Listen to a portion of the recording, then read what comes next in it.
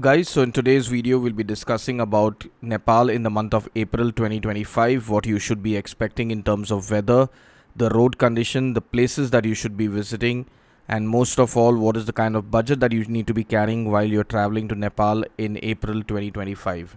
So, starting off with the weather, keep in mind that April is the start of summer in Kathmandu and in the rest of Nepal. So, you can expect the daytime temperature in Kathmandu to be anywhere between 12 to 28 degrees, with the nighttime temperature being anywhere between 8 to 12. Places like Pokhara, it can be a little bit more chillier, with the daytime temperature being anywhere between 15 to 25 degrees, while the night temperature being anywhere between 5 to 12 degrees. In Chitwan, which is a national park, it is slightly a little bit warmer during the daytime, with the highest temperature touching anywhere between 30 to 35 degrees, depending on which part of April you're visiting in. The nighttime temperature in Chitwan is pretty pleasant, with the mercury level dropping to as low as, I would say, 15-16 degrees in the nighttime. Keep in mind that in the month of April it can rain in Nepal, so carry a small umbrella with you or a wind cheater, because when it rains it's going to be a heavy shower that comes down. But do not worry, the rain is not going to really hamper your entire experience, but it is possible for an early monsoon shower to come and just disrupt a few hours or maybe a couple of hours of your day. And this kind of shower generally happens in the early morning or just before sunset time. Now, when it comes to the places that you should be visiting, by default, Kathmandu Valley is the hub where you have to start and end your journey. If you're coming by road from India, then you can start from Pokhara. But if you're flying into Nepal, then Kathmandu is a must visit place. By default, you need to spend at least a couple of nights in Kathmandu to really get a feel. My personal recommendation is that you live in Tamil or in close proximity to Tamil, because that's where all the tourist activities and all the cafes and the shopping centers are located, which will really make your journey more pleasant and more happening when you're staying in Kathmandu. You'll find plenty of budget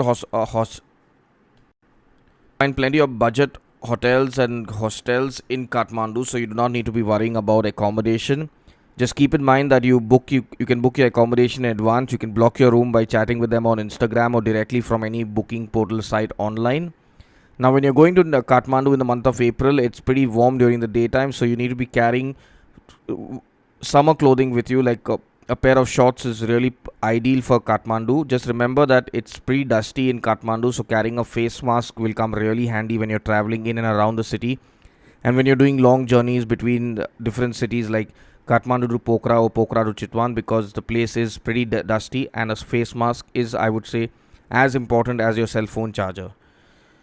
Now, the next important place that you should definitely be visiting is Pokhara. You can either take a flight to Pokhara, but flights can sometimes be costly in the month of April. The other option is to take an AC tourist bus, which you can easily book with any of the travel agents around Tamil or in Kathmandu.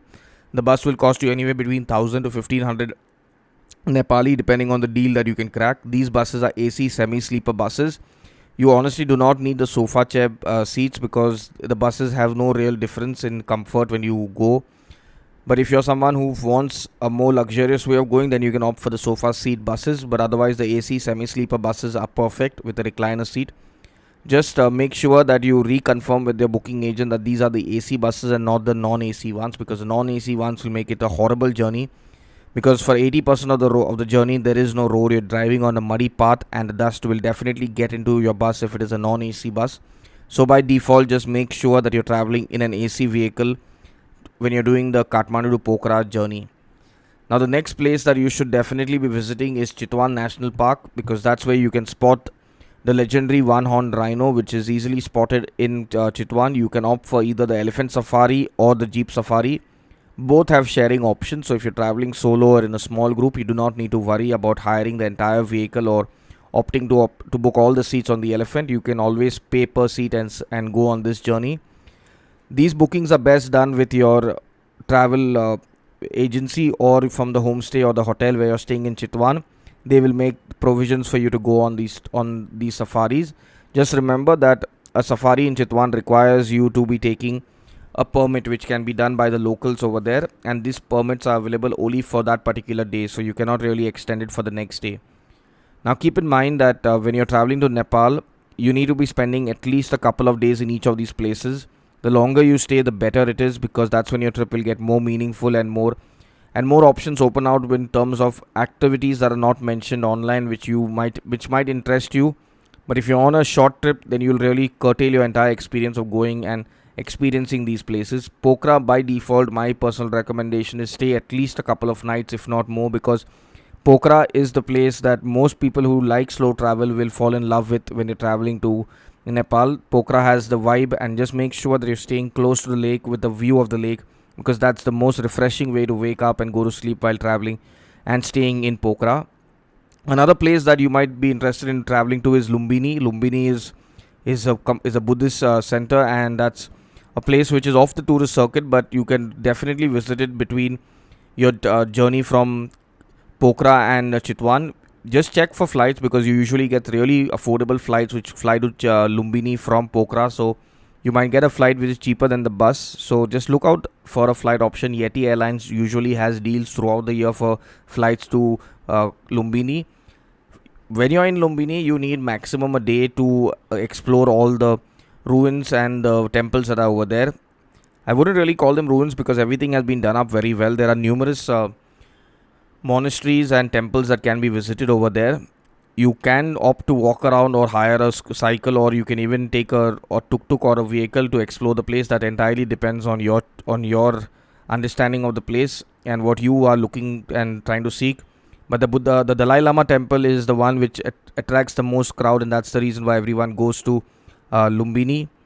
So when you're going to Lumbini, just make sure that you have at least one night, because a day trip is not possible. So you need a night. Stay close to the temple, and then you can go walking to any of the gates. Network in Nepal is very good. You'll get excellent 4G network all over Nepal. My personal recommendation is to take Ncell, because Ncell has the best network in Nepal from what I have used. You can easily get a SIM card at any of the travel agents or multiple shops that are there in Kathmandu or Pokhara.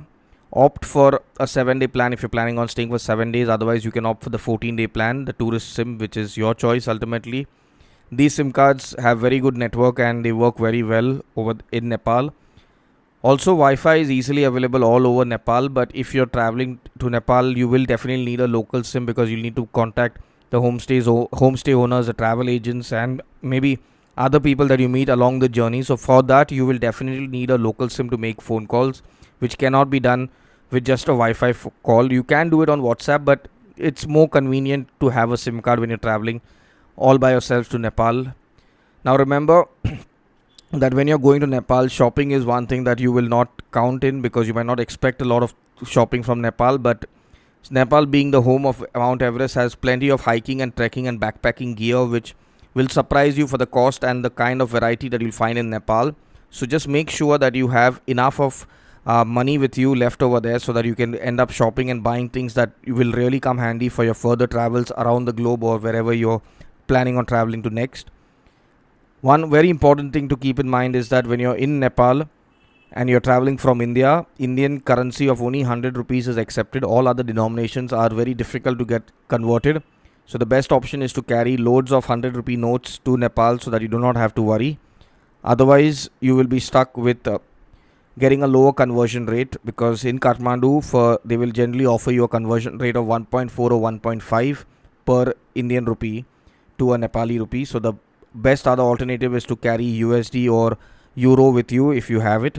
That will make your conversion a lot more easier compared to traveling with just Indian currency. Other than this, Indian debit cards and that is basically debit ATM or credit cards do not work in Nepal. So by default, those are cut off. You cannot use them when you're traveling to Nepal. Even on the back of your card, it will be clearly mentioned that it's not acceptable in Nepal and Bhutan. So sadly, you can't use those two in Nepal. If you have any further queries about Nepal, you can leave a comment in the comment section, and we'll be more than happy to help. If you're looking for a trip, you can click on the link in the description, and we'd be more than happy to arrange a backpacking trip for you and your friends to Nepal. So till our next video for Nepal, stay safe, stay blessed, and stay happy.